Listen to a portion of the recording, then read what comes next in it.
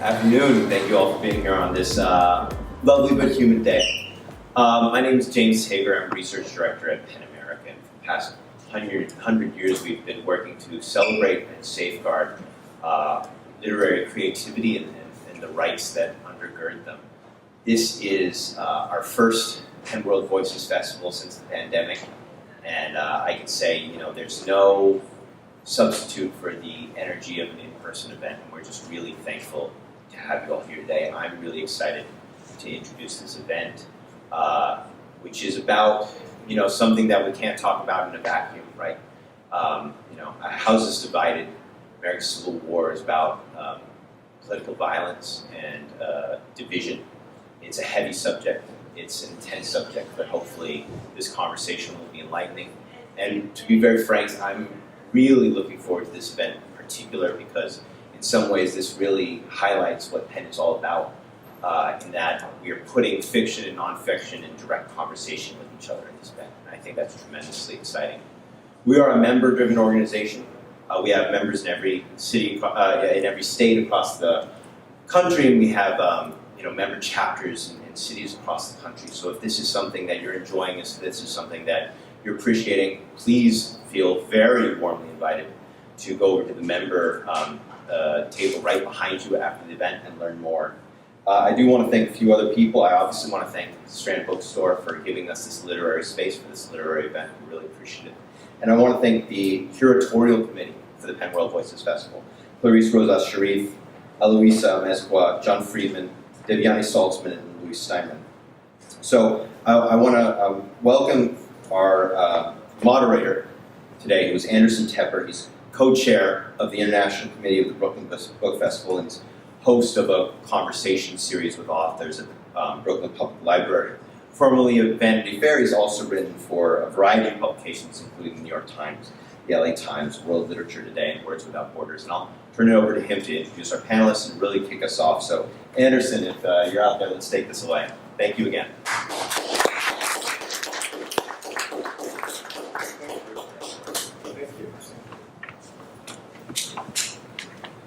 Thank you, everyone.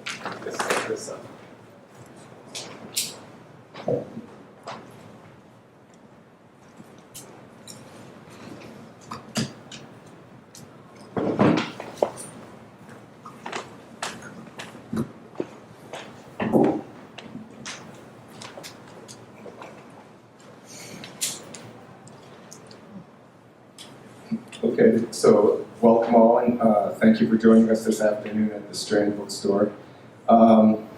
It's a real pleasure, of course, to be part of PEN World Voices Festival once again. I've been involved with the festival in one form or another since its early days in the late 2000s. And it's a special thrill for me tonight to host this event, which is interesting, and we're going to try to bridge both nonfiction and fiction perspectives of an idea of civil war or the very real possibility of civil war. So first, to introduce Barbara Walter, is a professor of international relations at the University of California, San Diego, and an authority on the subject of global civil wars. Her latest book is How Civil Wars Start and How to Stop Them, which was published in January, 1 year after the assault on the US Capitol. Omar El Akkad is a former journalist who has reported from Guantanamo Bay, the Arab Spring in Egypt, and the war in Afghanistan. His debut novel, American War, published in 2017, envisioned a country torn apart by war in the last decades of the 21st century. His most recent novel, What Strange Paradise, won the 2021 Scotia Book Giller Prize, Canada's top literary award. So welcome the two authors.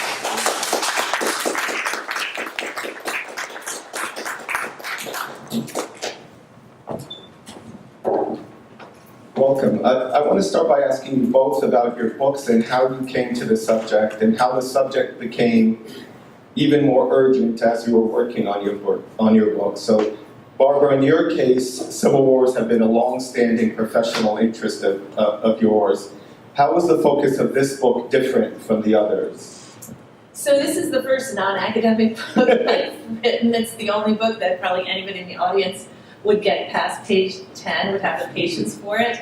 And the reason I wrote it was kind of serendipitous. In 2017, I was asked to become part of a task force run by the CIA called the Political Instability Task Force. And it's been around since 1994. And they brought me in because the task force was made up of two types of people: experts on conflict and civil war, political violence, and data analysts. And they brought me in, and 4 times a year we would sit in a conference room in suburban Virginia, and we would talk about how the model, this predictive model that they had, could be tweaked. The goal of the task force was, I should have told you that, right, was to come up with a predictive model for the US government about where around the world political instability and political violence was likely to break out, and likely was within the next 2 years. So one of the things that the political scientists like me did was to tell the data analysts all the factors that we thought might matter. There have been hundreds of studies on Civil War onset. There are multiple data sets that give you data on almost every characteristic of countries that you would ever want. And the political scientists knew which factors had been found to be statistically significant in these studies. And there were 38 of them. And these factors included things that seem commonsensical: poverty, income inequality, how racially and ethnic diverse a country was. So we told the data analysts what these factors were. They included those data in their models, and then they crafted a model that best predicted Civil War onset with the least amount of factors. And they came back and they found that in fact only 2 factors highly predicted Civil War. And it was not the factors that the political scientists thought. Of the 38 factors, the 2 that were most important were something that we call anocracy.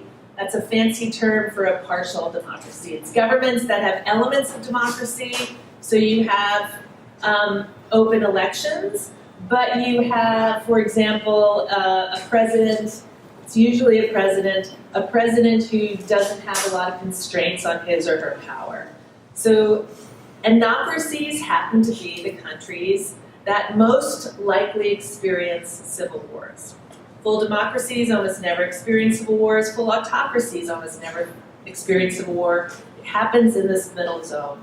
The second factor that the data analysts found was something that we called factionalism. And factionalism is just a fancy term for countries whose citizens have organized political parties not around ideas, conservatism or liberalism or communism or something else, but around identity. So it's countries whose politics had become racially, ethnically, and religiously driven. So it's 2017, it's 2018, we're sitting in suburban DC 4 times a year talking about this, and we're never ever allowed to talk about the United States, ever. The CIA is legally not allowed to study the United States, talk about the United States, engage in any sort of surveillance of the United States. And yet, as a private citizen, I'm watching what's happening here in my own country, and I see these 2 factors emerging, and they're emerging actually quite rapidly. And I'll just go through this really quickly, and then I'm done. So there's a nonprofit in Virginia called the Center for Systemic Peace, and this nonprofit every year studies every country around the world, and it assigns it a number based on how autocratic or democratic or anocratic it is. In 2016, it downgraded the US's democracy from a positive 10, which is the most democratic a country could be, to a positive 8. That's pretty surprising. The US hasn't been downgraded since the 1960s. It's been a positive 10 since then. We're now at a positive 8 in 2016 That was the result of international election monitors coming in, observing the 2016 election, and deeming that election free, but not entirely fair. And it wasn't fair in part because of partisan meddling. Here in the United States, we have this strange democracy where political parties are in charge of running elections at the local level, counting the votes, certifying the votes. You can imagine that there could be shenanigans there, and the international election observers felt that there was, not entirely fair practices in place. And then because our own intelligence agencies announced that, yes, in fact, Russia under Putin had attempted to meddle in the election, influence the 2016 election via social media. So we were downgraded. The Center for Systemic Peace downgraded the US again in 2019 from a +8 to a +7. The result, and the reason for that was that the executive branch, the president and his administration, refused to comply with requests from Congress to provide information in regards to his impeachment trial and to answer to subpoenas. And that doesn't seem like a big deal, but Congress is in fact the biggest check on executive power in our democracy, and if the president refuses to comply with that, it indicates that the executive branch has become significantly more powerful than the legislature.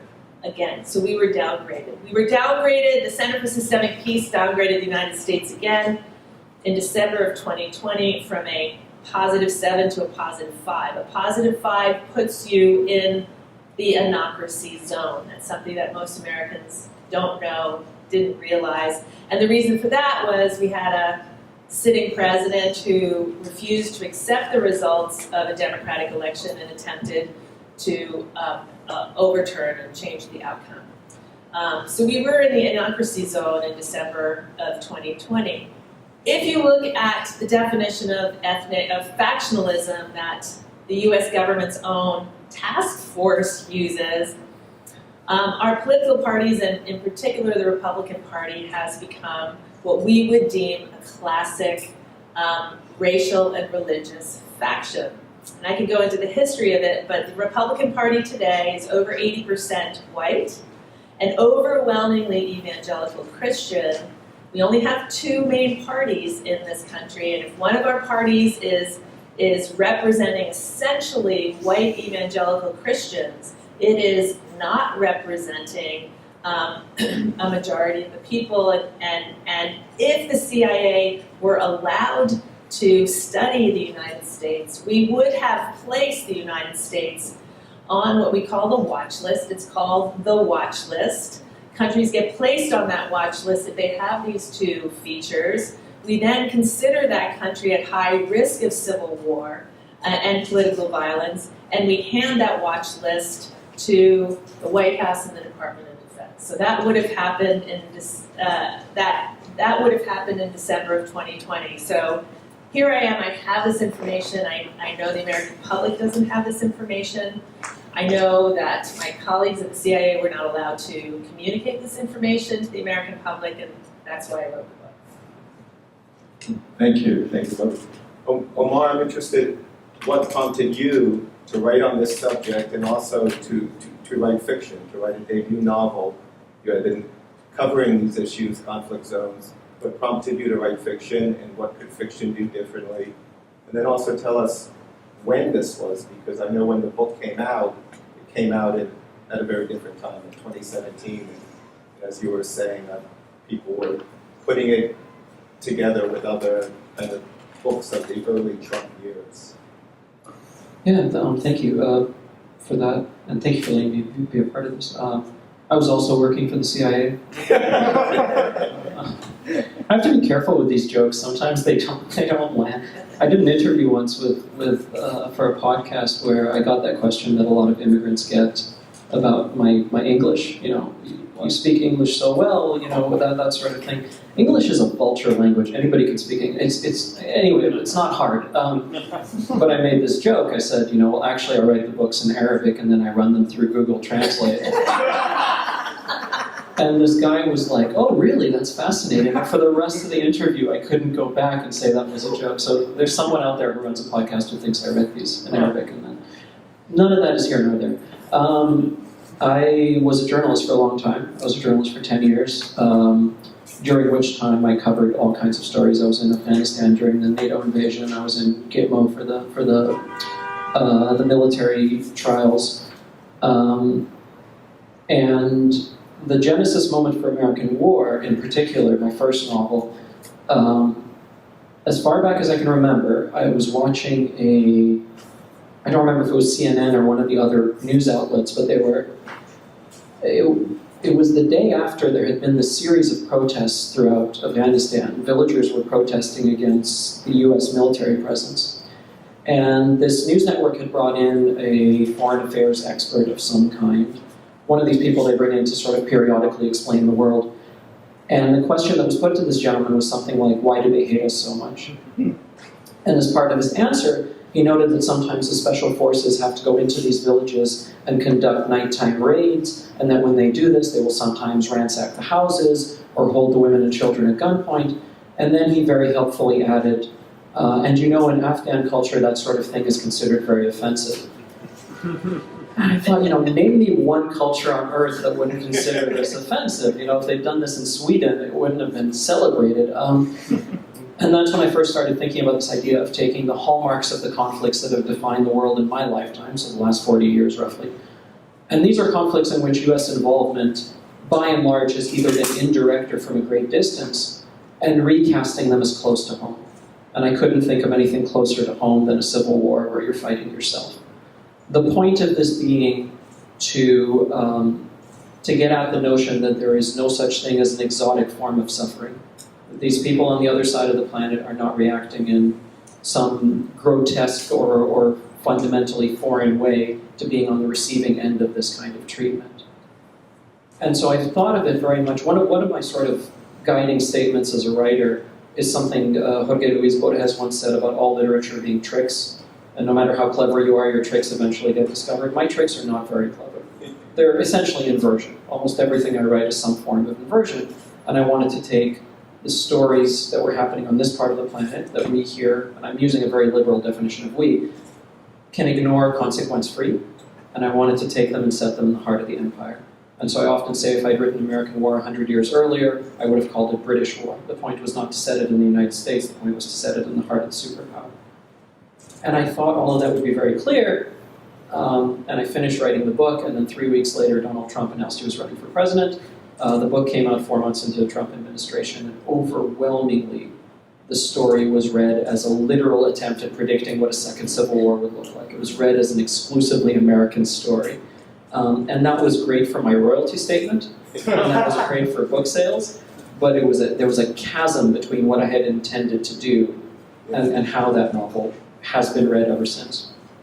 And you said it in the years 2070s, 2080s, that far in advance. And Barbara, your study, in your book, you go all over, you look at wars all over the world. Yeah. I mean, you from Sri Lanka to, all over. So tell me about that perspective in your book, about the places you're looking at. And you're looking at a very immediate possibility in the next few years. Yeah, so I don't even talk about the United States until chapter 6, because it's really, really important to understand that what's happening here in the United States is not unusual or exceptional in any way. That the conditions that are emerging here, they emerge in other countries, and they have emerged in other countries, over the last hundreds of years, and that there are certain conditions under which these conditions emerge. And so I think I didn't expect the book to do well, but I think one of the reasons it surprisingly did do well is that you're reading about places like Northern Ireland or Sri Lanka or even Iraq. You're reading about individuals there, about their daily lives, about what they're thinking, about what they're experiencing. And as you're reading this, you come to your own conclusion, oh my gosh, I'm seeing that here and I'm seeing that here. So I think this comparative perspective is really important. And for me, I didn't start studying the United States at all until I started writing this book. For 30 years, all I've done is study civil wars in other countries. And I've done that both sort of what we call, say, qualitatively, look at the details of individual cases. I can tell you a ton about Zimbabwe and Mozambique and Cambodia. But then I've done a lot of data analysis where, I take the data that we have on what are the factors related to the outbreak of civil war. And I know what those factors are. And so I think that's why it's so powerful is I didn't have an agenda. I didn't want to, I didn't want to take down Trump or take down the Republican Party. All I wanted was just to shine a light on this information that we have about all these other countries. So we have this wealth of knowledge so that we actually have time to do something about it here. I mean, that's really the benefit. If you know what the underlying conditions are, well, let me take a step back. Countries that have these two conditions, that are anocracies with, racial political parties, racially and religiously based political parties, they're at about a 4% annual risk of civil war. We know that. That seems small, but it's actually not. It means that every year that those conditions continue to exist, so every year that our democracy is not strengthened, every year that we have parties that don't reach across racial and religious lines to try to be inclusive, the risk goes up. So that after 10 years, the annual risk is 40%. After 20 years, the annual risk is 80%. It's very, very similar to smoking. If I start smoking today, the likelihood that I die of cancer, lung cancer, is infinitesimal. But if I continue to smoke for 50 years, the likelihood that I die of something related to smoking is quite high. And so that actually is, that's a really powerful, that's really powerful because it means that we have time, that we're not on the precipice of civil war, and that in fact we know what the features are that are leading us down this path, and so we can actually do something about it. Omar, the New York Times wrote about your book, the only comfort the story offers is that it's a work of fiction, for the time being, anyway. So I'm interested, how closely did you want to mimic reality or what you saw going on and how far you wanted to stretch things? Yeah, that same review also said that the dialogue was melodramatic and the plot was convoluted, but thank you for not mentioning that. I appreciate it. I didn't see that. There were a number of reasons for setting it in the future. One is just to shed myself of the obligation of ever having to answer for it. I don't expect to live long enough to see 2075, 2080 when most of the bad stuff happens in this book. The other was that this was pre-Trump. And so I suspect, like a lot of people in this country, I was calibrated towards a different reality than the one that was about to be sort of inflicted upon us, which in hindsight, maybe I shouldn't have been. Maybe I should have seen something like this. But I felt like if I had set this particular book 10 years in the future, it would be more speculative. It would be more a work of science fiction than if I had set it further ahead. I wanted time for things to happen in the book, like the sea levels to rise and to eat up the eastern seaboard and so on and so forth. There's a lot of big picture things that felt like they would be more speculative if I had cast it in a shorter timeline. So I wanted to stretch that out. There's an epidemic, I believe, as well. There is, yeah. One of the Carolinas is bordered up. It's walled up, quarantined. But that has been one of the strange second lives of this particular novel, the sort of prophetic aspect of it, which again is really good for book sales because people think, oh, you predicted this. If you throw 350 pages worth of darts at the wall, you're going to hit the occasional bullseye. That's just sort of the nature of the game. It was never my intent to not only try and predict anything in a kind of literal sense, but also to center an American future. And I think that this is essentially the trick I tried to play on America in the book, and then America pretty well reversed my reversal, because the sense was that I wanted to take a trope that I had seen in the other direction many, many times. If you think of any James Bond movie you've ever seen, any Jason Bourne movie, there's always a scene on an exotic Caribbean island or a car chase through a Moroccan bazaar, and it's fully understood that the place is the table, and the tablecloth being laid on top of it is somebody else's story.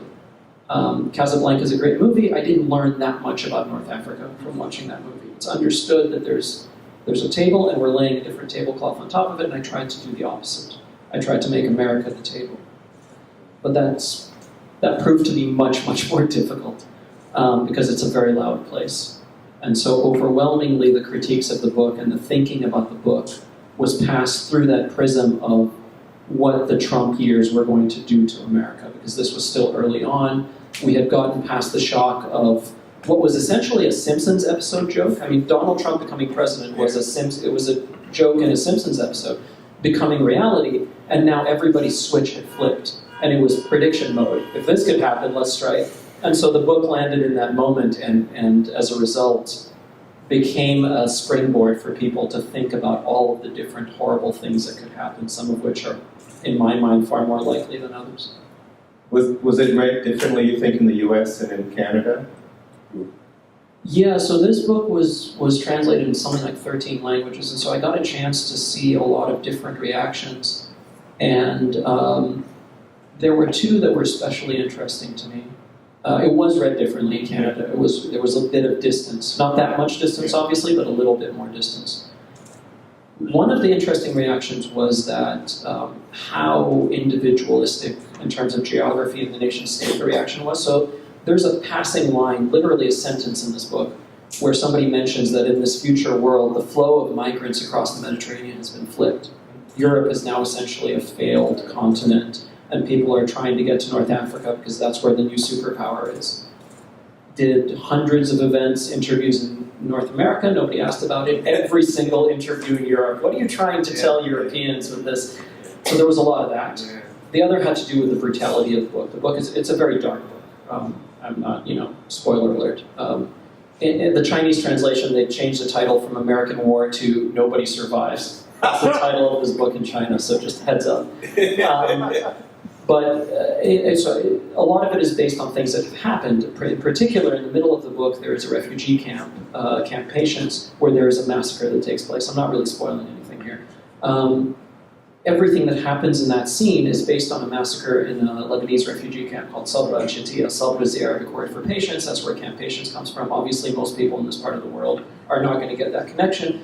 But overwhelmingly, I would get the question of why is this so brutal? Why is this so ugly? You could have toned this down. You didn't have to be.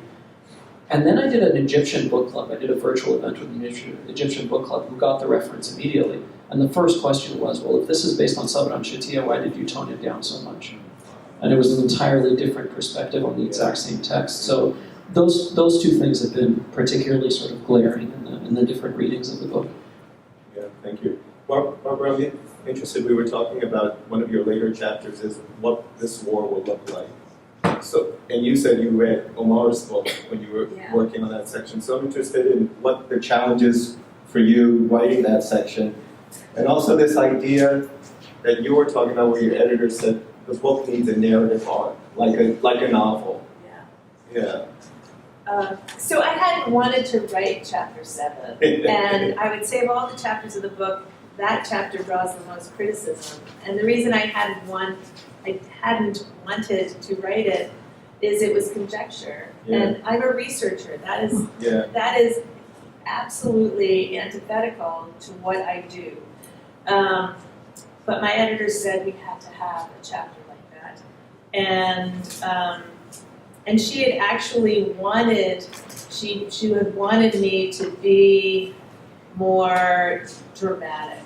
And that was probably the one part of the book where I pushed back and she's just like, this sounds almost like it doesn't sound futuristic enough. Anyway, so it's like that, yeah, anyway.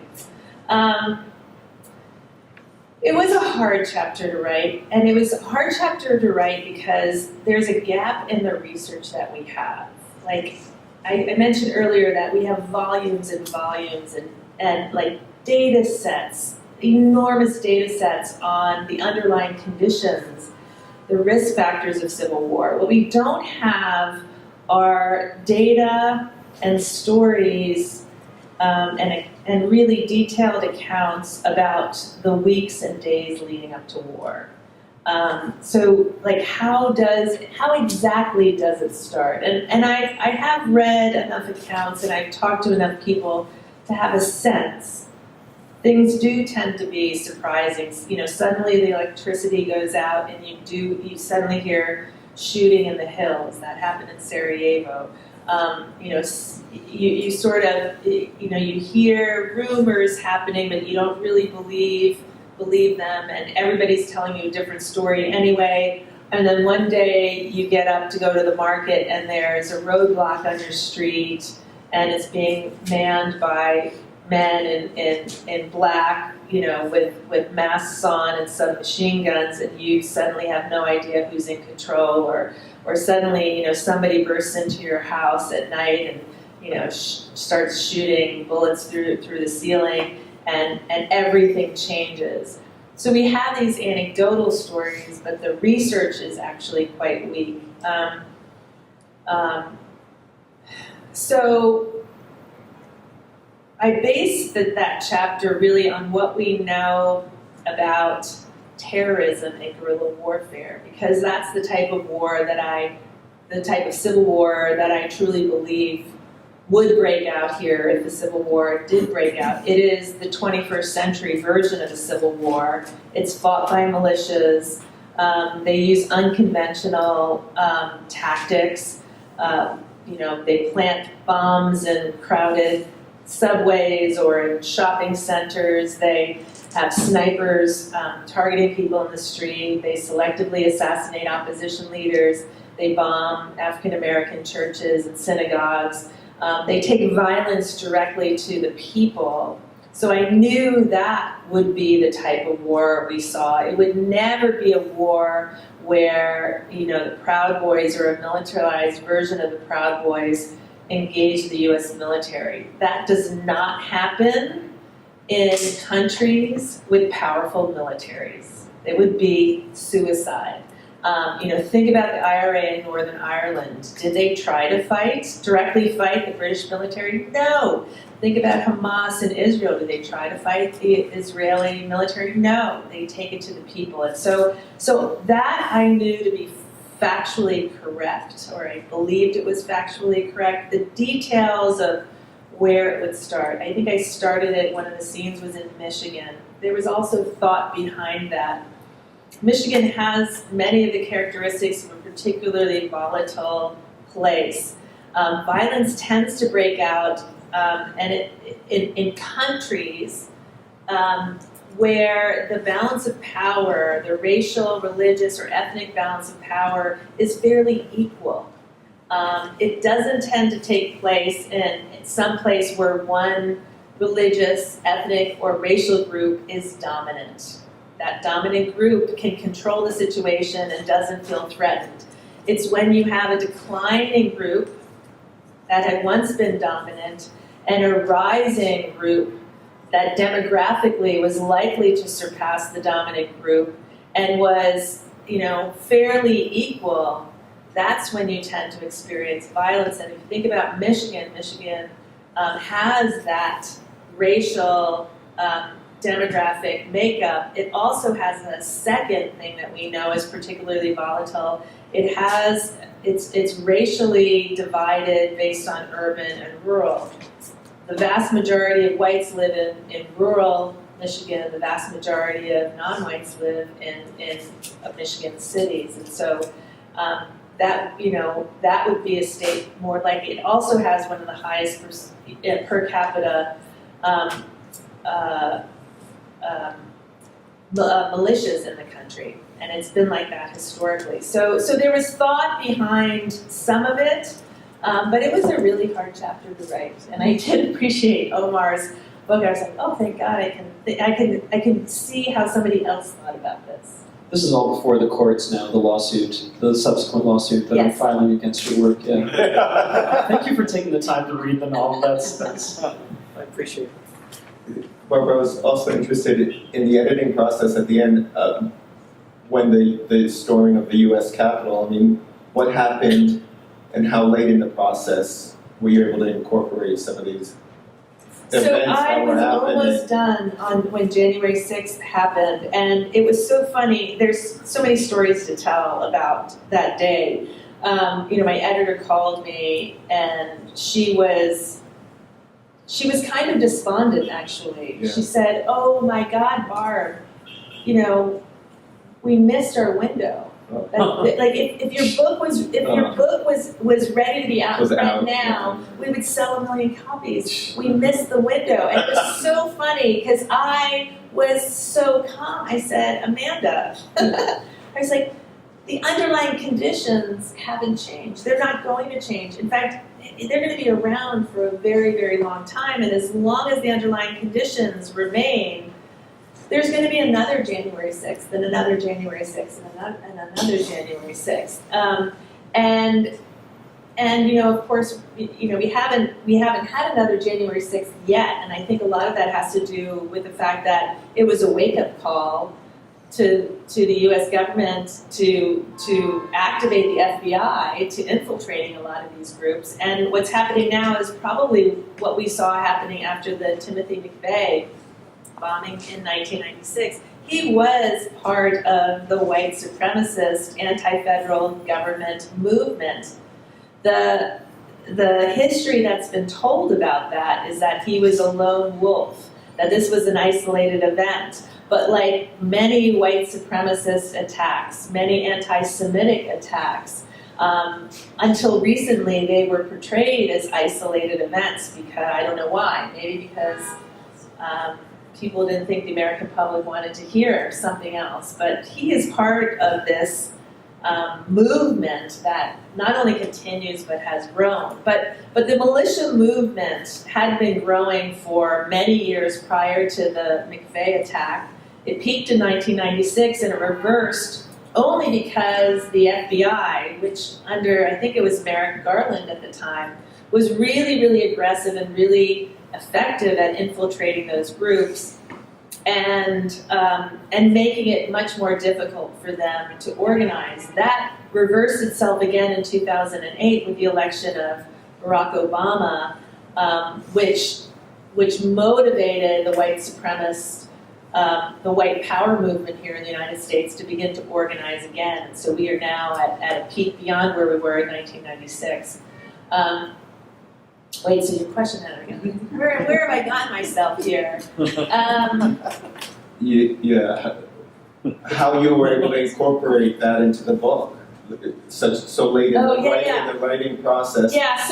So initially the opening of the chapter 6, which is the first chapter that talks about the United States. The story that I opened that chapter with was the plot to kidnap and kill Governor Whitmer of Michigan. And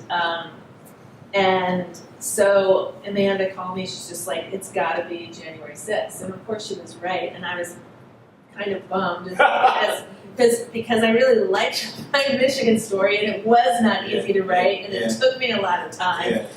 And, there it just was going to be discarded. And she's just like, you need to write, a new intro to chapter 6, and you need to write it by tomorrow. Oh, I remember thinking, and then we ended up using the Michigan story at the very start of the book. Right. So January 6th was not a surprise to me at all. I actually feel like it was a gift to the American public.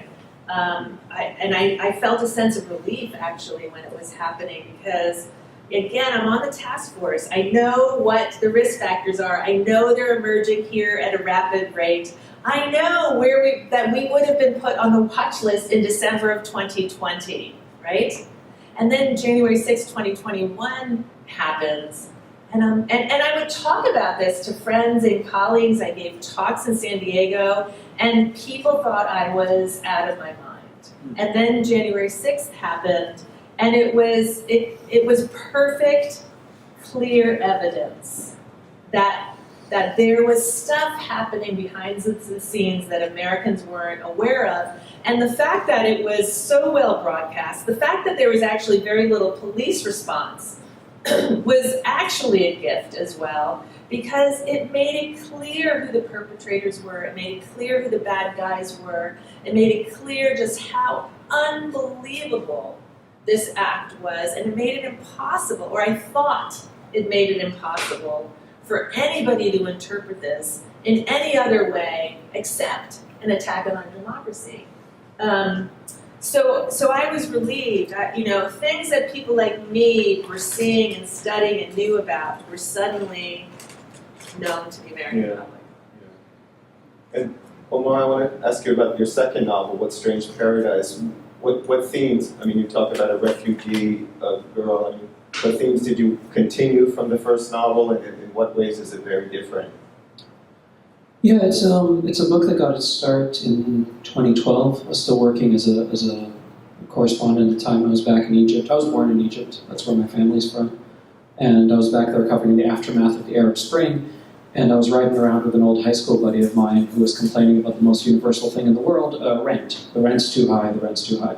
And at one point I asked, well, what's the price for an apartment in your building? And he said, well, do you mean the locals' price or do you mean the Syrians' price?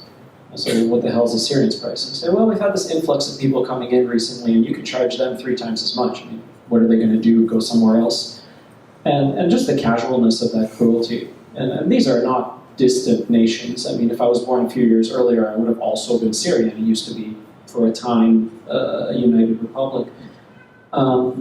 It got me thinking about how that's built into the kind of societies we've created.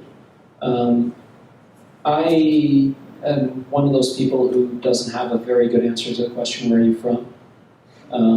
I was in southern Louisiana doing a story on climate change, and I was talking to this guy who lives down there.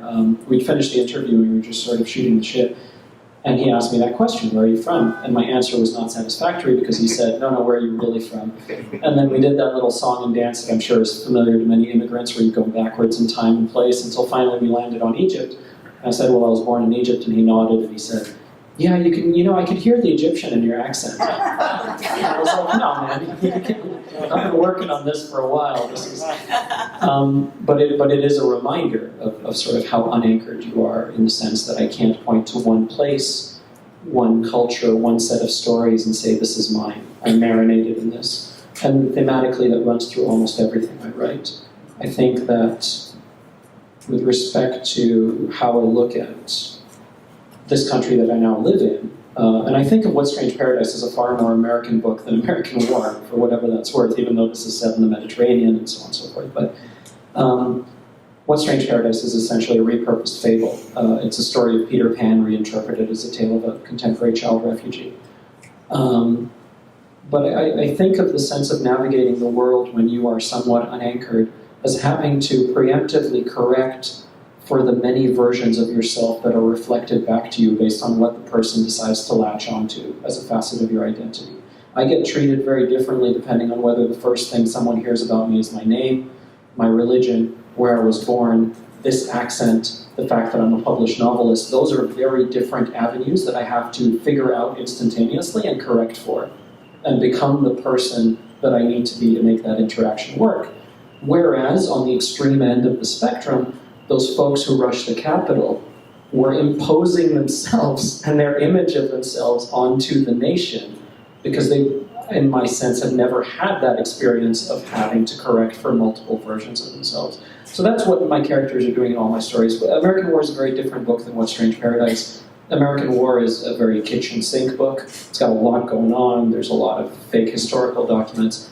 What Strange Paradise got shorter every time I edited it. It went through 8 drafts. Then eventually you start worrying the book is not going to exist anymore because you're cutting every time. It's a much more focused, much quieter book. But thematically, the characters are dealing with the sense of trying to walk on water, having no solid ground to stand on in terms of what they can point to and say, this is mine. And Barbara, I wanted to ask you about the subtitle of your book is, How Civil Wars Start and How to Stop Them. And you end with hope. I mean, the book ends with a chapter with, there are factors that you point to that are hopeful. Yeah. I think the biggest element of hope really comes from the fact that we have time to do something about this. We know that healthy, strong democracies don't have civil wars. We were a healthy, strong democracy for, or at least our institutions were healthy and strong for much of our history. We know that that political parties that reach across racial, religious, and ethnic lines tend to unite a country rather than divide a country. So we know what we need to do in order to turn this vote around.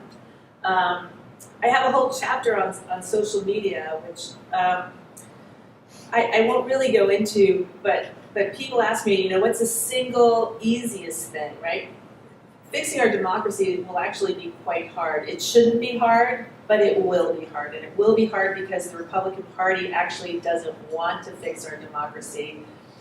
If you are the party of white evangelical Christians, you know demographically that you are in decline. You know that you don't have the votes to win elections fairly. A majoritarian system based on one person, one vote no longer serves you. So their plan B is to unravel our democracy or weaken our democracy such that white evangelical Christians, the white minority, can be cemented into power long after they are no longer the majority, and that will be around 2045. So they don't want reform. So one of our two big parties doesn't want reform, and we now know that the Democrats don't have the votes to institute any reforms. So it's not, so strengthening our democracy shouldn't be hard, but it will be for these reasons. So people ask me what's the single easiest thing, and it would be to regulate social media. The 5 biggest tech companies in the world are American companies, right? Every other form of media is regulated. You cannot go on television and say whatever you want. Television stations can't take incendiary material and spew it out to the American public. And yet, Americans today get a majority of their news on social media, and it is essentially completely unregulated. And people then talk about First Amendment issues, and First Amendment issues are what people like Mark Zuckerberg are using to try to prevent any type of regulation. And the response that we should have to people who say, well, you can't censor speech. Don't censor it at all. Take that off the table. Let people say whatever they want, put whatever they want on social media. But don't allow the social media companies to create algorithms that push out the most incendiary, the most hate-filled, the most negative material. And they are doing that. And they're doing that not because they're malicious. They're doing that because they have run enough studies to know that more negative, more incendiary, more extreme information gets shared at a much, much higher rate than less extreme, more calm, more positive material. And that negative material keeps people engaged much longer on their devices. And if they can keep people engaged on their devices, they can not only sell more ad revenue, they can gain more ad revenue, but they can collect more data on individuals, which they then can sell. So it's part of their business model. Let people say and put whatever they want on social media, but there's this great quote by a guy named Azar Rafkin. For those of you who watched the Netflix documentary, The Social Dilemma, he's one of the talking heads. He's a young guy. He was the guy who invented the continuous scroll. Became a millionaire in his 30s, and then started working. He founded a nonprofit called the Center for Ethical Technology with a guy named Tristan Harris. And his life's mission is to essentially get social media regulated because he knows what the negative societal effects are. Anyway, he has this great quote, which is, freedom of speech is not freedom of reach. And what's happening is companies like Facebook are scaling up the most negative, the most extreme information, and it is related to the decline of democracy here in the United States and in liberal democracies around the world. And it is accelerating the rise of ethnic nationalism and far-right parties. And that, to me, would be one of the easiest things to do. It's beyond me why we're not talking more about that. Does anyone in the audience, I wanted to open it up for questions. We have a few more minutes. If anyone wanted to ask a question yet? It's interesting you mentioned Governor Whitmer, and that case has kind of fallen apart. In Portland, there was a Somali American man who was going to bomb the Christmas tree lighting, but when the evidence was all brought to light, it's unclear whether the FBI gave him the idea for the plot or not. That part of the tape is missing. And they did create a fake jihadi organization to recruit this man. So at what point does the popularization of this fear of American Civil War and homegrown terrorism lead us more towards autocracy and towards state security apparatus that kind of run amok because of this? So political scientists have this term called the security dilemma. And the security dilemma is, it refers to a situation where two sides don't want war. And it's usually talking about countries, but you can think about it in terms of domestic groups. They don't want war, and yet they see the other side arming. That makes them incredibly nervous. They then arm themselves. Their rivals or their competitors or their neighbors see them arming. It makes them feel less secure. They then purchase more arms to try to enhance their feeling of security. And you have this spiral that eventually leads to war. And it's a term that refers to the fact that wars can be a mistake. Wars can be an accident. And people have said, well, one of the early criticisms was, isn't your book creating a security dilemma? Where, liberals or people on the left are now going to be worried about the people on the right, and the left's going to arm, and then the right's going to think that the crazy left is arming, and they're going to arm even more. And my response to that is, I wish we were in a situation where a security dilemma could occur, because it means that neither side wants war. And there are far-right extremists who absolutely want war in this country. I'm not talking about the Republican Party. I'm not talking about most Republicans, but there is a subset of white Americans in this country that are preparing for war, that are training for war, that want war. I get emails from them, and they're gleeful. And they're gleeful about how easy it's going to be to slaughter the weak left.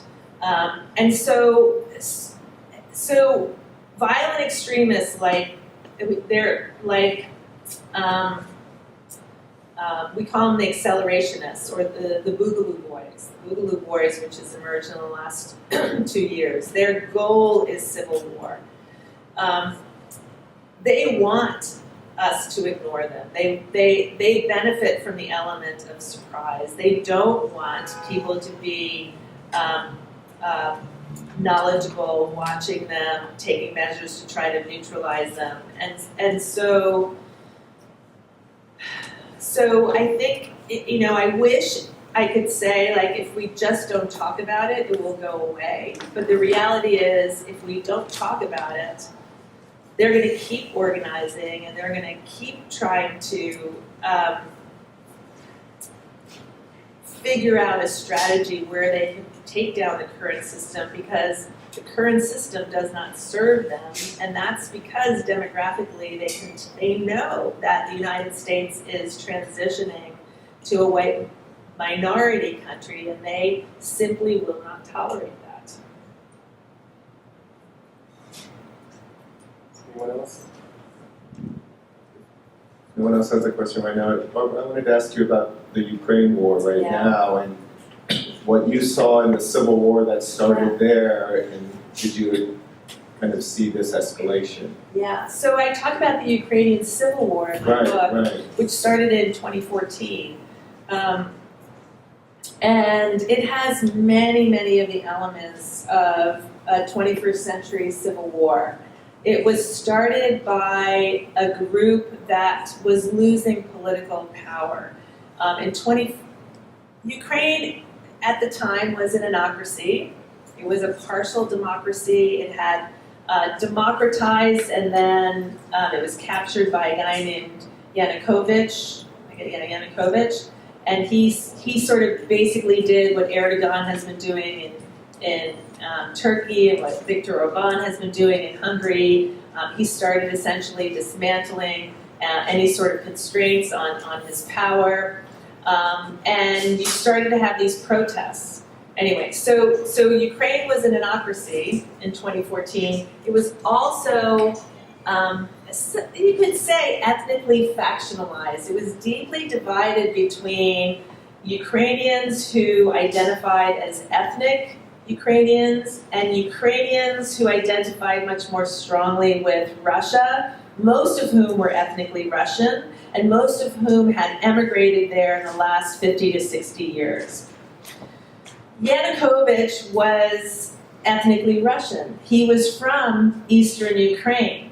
And eastern Ukraine is heavily based on manufacturing. It's the poorest part of Ukraine. A lot of coal mines are there. The Russians who moved there were sent there by Russia to essentially be workers. And that manufacturing base was disappearing. And so economically, Eastern Ukrainians were in decline. They were increasingly resentful because Western Ukrainians were wealthier and better educated. But they had a champion in Yanukovych. He was a hometown boy. He was one of them. And his allegiance was much more towards Russia than it was to Europe. And so when Yanukovych took the step to essentially reject a move towards incorporating Ukraine more heavily into Europe, and instead took steps to incorporate more heavily into Russia, ethnic Ukrainians protested, and he was eventually forced to flee, first to the Crimea and then to Moscow. And they had elections, and the elections in ethnic Ukrainian was from the West was voted in. And the declining population in the East almost immediately went to war to seek independence, or actually either to seek independence or to become part of Russia. And so you had this classic case of a group that had once been in power, had once been privileged, both economically and politically. They were losing that power, and when it became clear that they no longer had the numbers to win the elections, they took up arms and they started to fight. Now, the difference between Ukraine and the United States was the Russians were very happy to send soldiers across the border and to help that cause. And we now see that Putin was willing to go further and actually try to conquer all of Ukraine. And I think what will eventually happen, it could easily happen that the Donbass, that eastern part of Ukraine, could be part of a deal with Putin to end the war, with that part ultimately going to Russia. So it's a really, really interesting case of you first had a civil war, and then you had an enemy of Ukraine moving in to take advantage of that situation. Do you think your editor will ask you to add a section for the paper book? She already has, and I basically told her to bug off for a while. Any other question, or on that note? Yeah? No? Okay. Oh, yeah? Yeah. Hi, thanks. Since we're talking about social media, Elon and Twitter. So if Elon takes control over right now, he's taking a step back. He said he's going to let Trump come back in again. Any thoughts on how to regulate? Because we're talking about regulation of Facebook, but Twitter's business model is a little bit different. Thoughts on regulating? I assume Elon Musk will have no interest in regulation whatsoever, right? He wants a platform. And he's part of a larger phenomenon that's happening in the United States, which is an anti-democratic movement where power is increasingly in the hands of kind of pseudo-oligarchs, of which he's clearly one, and controlling the media for those individuals becomes really important. You control the media, you control the narrative, you influence public opinion. I think it would be really bad if Elon Musk gained control of Twitter, and it's looking like maybe that won't happen. Hopefully his stock's dropped enough that he doesn't have the money and doesn't want to spend that much money. But the fact that it probably would have otherwise gone through is really, I think, pretty frightening. We've already seen, you and Omar and you guys could speak more to what's been happening in terms of the media, but local media is now local television is mostly controlled by a single family, the Sinclair Group, which has very much a far right agenda. We see the power of Rupert Murdoch and Fox messaging. And if you look at the heads of the big tech companies, Mark Zuckerberg clearly isn't interested in, or he's not interested in maximizing social good.